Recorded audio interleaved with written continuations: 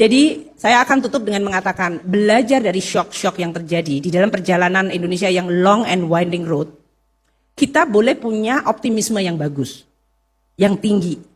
Karena Indonesia itu termasuk sedikit negara yang mau dan bisa belajar dari berbagai shock. Anda mungkin nggak percaya ya, kayaknya wajah Anda mukanya kayaknya flat aja waktu saya bilang Indonesia itu sedikit negara yang mau dan bisa belajar. Ada negara itu yang nggak belajar-belajar aja dari krisis, udah tahu akan masuk ke lubang, dia masuk aja terus. Ada negara yang 100 tahun yang lalu termasuk negara paling kaya di dunia, and then 100 tahun face forward, dia sekarang menjadi negara emerging, mau developing lagi.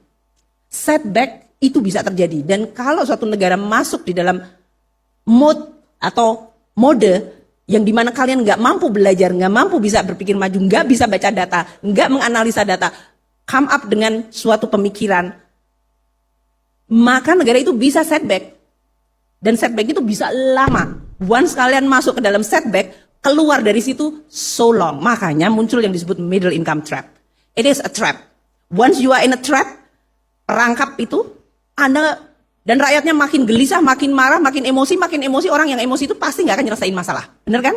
Di dalam hidup kalian sehari-hari saja. Mau boleh berantem sama temen, mau sama orang tua, sama kakak adik.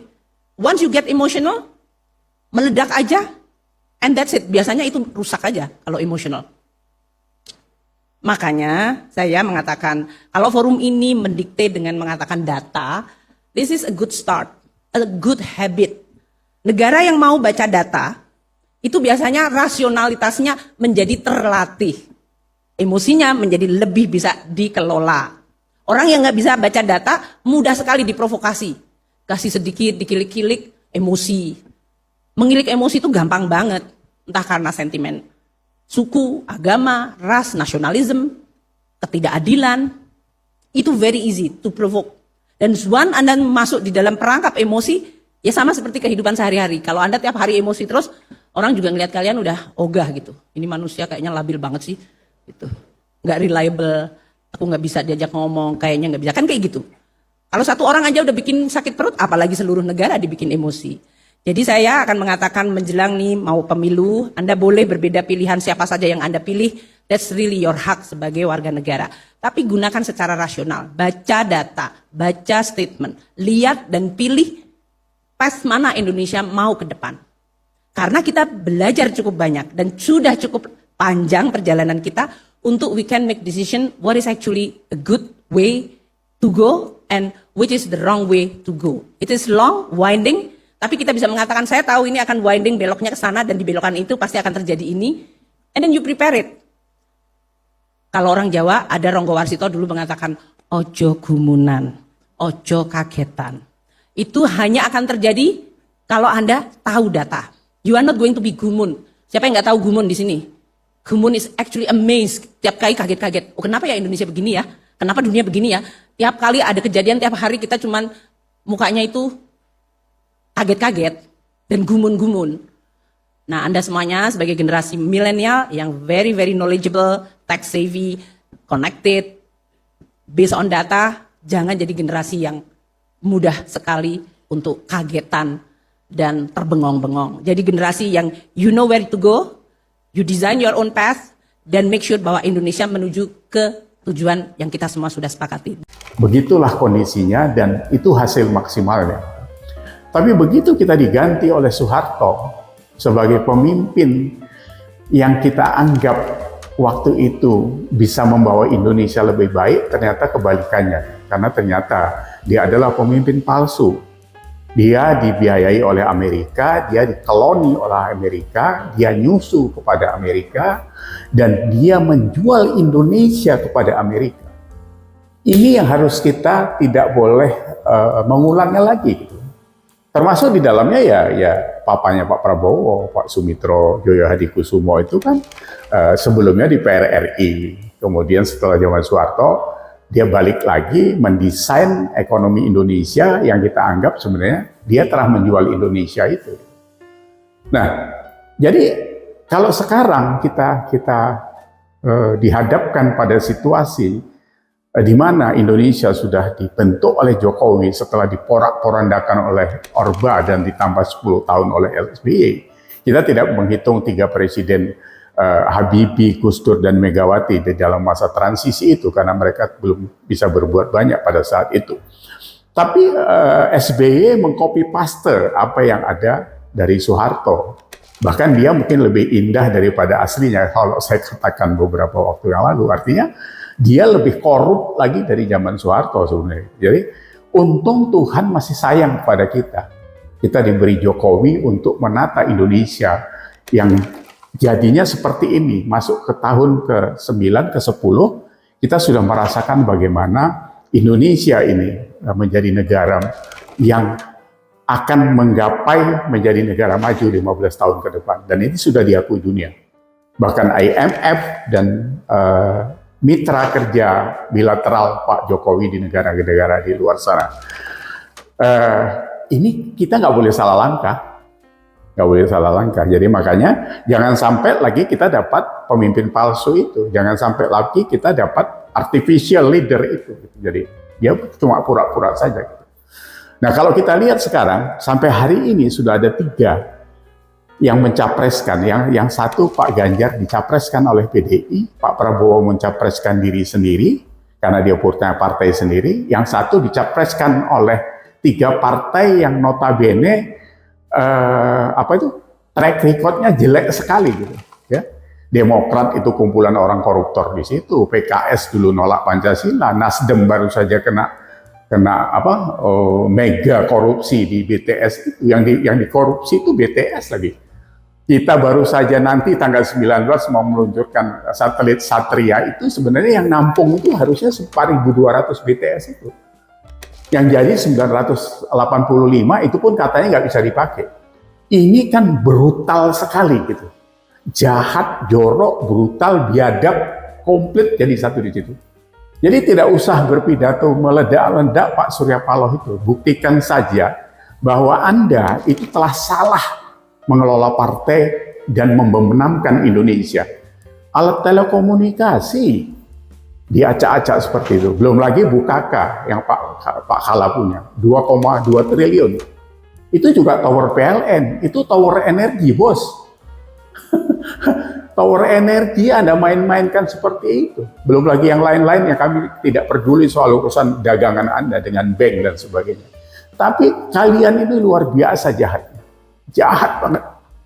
Ini masa transisi, anak-anak kita mau bergerak ke depan, membawa Indonesia ini lebih maju lagi. Dikasih pondasi yang baik oleh Jokowi, kalian teroposkan sekarang itu.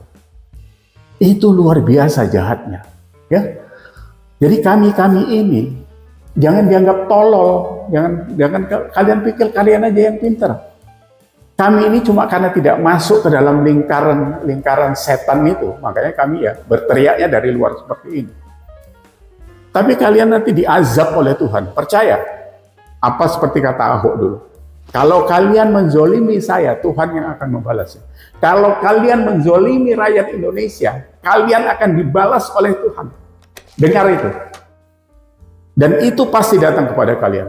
Kalau tidak kepada kalian, kepada keturunan kalian. Itu pasti. Nah, kami di sini ingin menyadarkan bahwa jangan sampai salah pilih ini. Pemilih-pemilih anak-anak muda yang baru-baru sekarang ini. Jangan sampai kalian memilih pemimpin palsu. Fake leaders. Jangan dipilih. Ciri-cirinya sudah jelas. Ngomong berbohong, tidak menepati janji, ikut cawe-cawe di dalam proyek pemerintah, malah korupsi pula di situ. Itu pemimpin apa itu? Pemimpin apa itu coba? Mau ngomong apa dia? Mau nasihati Jokowi, jalan tol nggak berguna, ini bullshit loh semua. Ini luar biasa. Jadi ini yang harus kita lawan. Ini akan muncul lagi orang-orang seperti ini, kita tidak tahu lagi. Yang sekarang kan sudah beredar ini, beberapa gerombolan kecil ini. Tapi apakah ini makin besar, atau kita bisa hilangkan nanti dalam waktu yang tidak terlalu lama. Ya, jadi kita harus menyadarkan diri kita sendiri. Kita nggak usah bicara soal apalah dia. Kemarin juga disinggung soal orang luar pulau nggak bisa jadi pemimpin di Jawa dan sebagainya. Itu kan musuhnya mulut hasutannya Pak Yusuf Kala itu. Kita selalu mengklaster diri etnis dan sebagainya, itu tidak baik. Tidak baik dan jahat. 5 layers di atas kita sana, kita nggak tahu kita ini siapa. Kita ini bisa-bisa orang Cina semua, ya kan? Karena yang merambah kemari ya dari benua, dari orang Cina sana dulu sejak zaman dinasti Han dan sebagainya.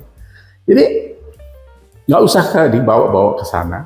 Kita sekarang ini cari pemimpin siapapun yang baik, dia yang harus meneruskan ini. Gitu. Dulu Ahok udah baik-baik karena dianggap orang Cina dan bukan Islam, digorok. Gitu. Masa terus begitu gitu terus?